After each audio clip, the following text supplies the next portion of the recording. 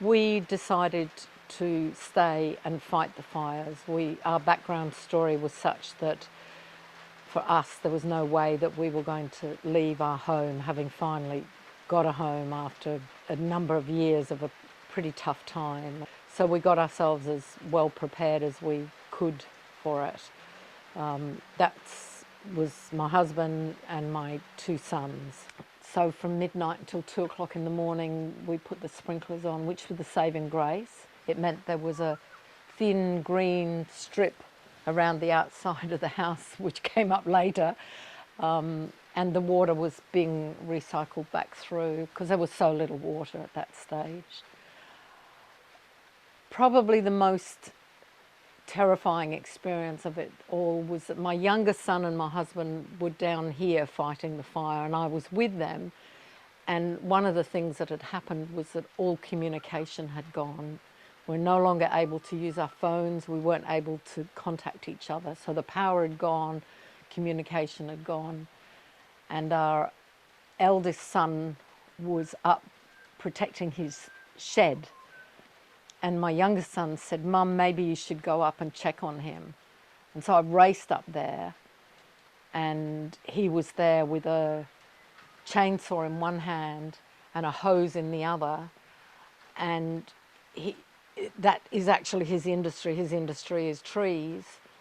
But I've never seen anything like it. He was waiting between the winds to chop the trees down out from where the shed was, and it had all been cleared really well, but there were still trees there, and holding the hose, so in between.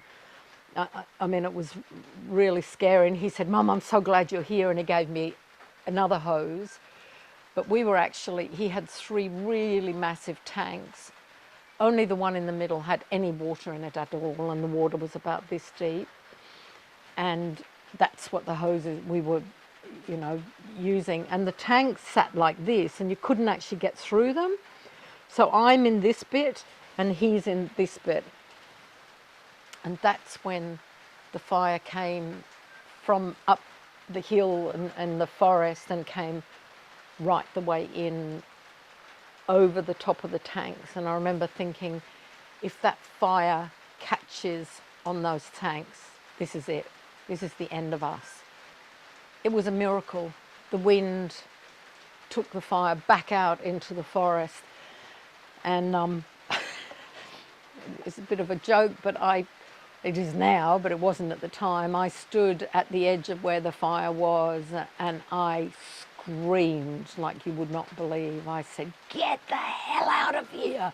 You've got all of that there. You're not having this."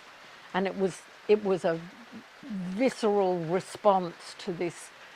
It was a fire monster. I've actually got photos where you can actually see the fire monster, where it took my youngest son's precious car. And afterwards, my son, he grabbed me and held on to me, and he said, "Mum, that's the most terrifying thing I have ever been through."